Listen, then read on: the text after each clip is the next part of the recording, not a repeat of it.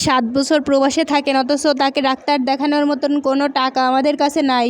3 তলা বাড়ি থাকার সত্ত্বেও আমাদের আজকে কোনো থাকার জায়গাই নাই। আজকে অবহেলিত প্রাণীর মতো, মানুষের মতো না, অবহেলিত প্রাণীর মতো পড়ে থাকতে হচ্ছে। 3 তলা বাড়ি থাকার সত্ত্বেও একটা রুমের কোনো জায়গায় এক অংশে জায়গা পাচ্ছি না। কেন?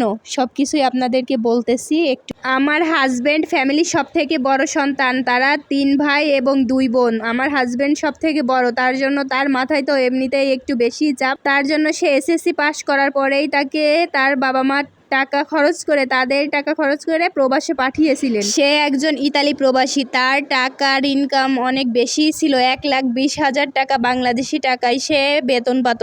তো তার মাকে সে 1 লাখ টাকা পাঠিয়ে দিত প্রতি মাসেই। বাকি 20,000 টাকা তার প্রতি মাসে খরচ লাগতো। আর তার যেহেতু ওখানে থাকা খাওয়ার একটা খরচ ছিল, তো সে 20,000 টাকায় তার কাছে রাখত। তার মা প্রথমবার পাঠানোর পরেই তো বুঝতেই পারছে যে সে 1 লাখ টাকা করে প্রতি মাসেই পাঠাবে। তো তখন সে প্রতি মাসেই 1 লাখ টাকাই পাঠাতে হতো। যদি 1 টাকাও কম আসতো তখন সে বলতো এই টাকা কি হয়েছে, তখন তার কৈফিয়ত দিতে হতো যে না, এই টাকা এখানে খরচ করছি। যদি তার হাত খরচের জন্য 1,000 টাকাও রাখতো, তো তাকে বলতে হতো যে আমি 1,000 টাকা রাখতেছি মা, বাকি টাকা তোমাকে পাঠিয়ে দিচ্ছি। এরকম ভাবেই তাদের সংসার চলতো। তো তারপরেই তারা আমাকে দেখতে যায়।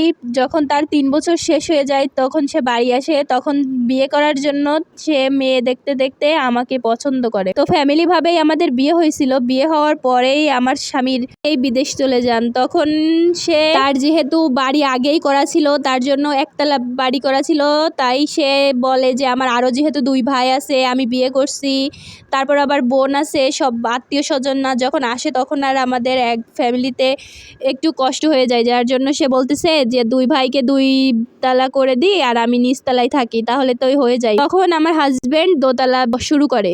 দোতলা শুরু করার পরেই 2 তলা কমপ্লিট হয়ে যায়। 2 বছর পরে আবার সে বাহির থেকে বাড়িতে আসে। যখন সে বাড়িতে আসে তখন সে 2 মাসের ছুটিতে আসে। তখন আমাদের একটা বাচ্চা হয়। আর আমাকে সে প্রতি মাসে 2,000 টাকা হাত খরচ দিত।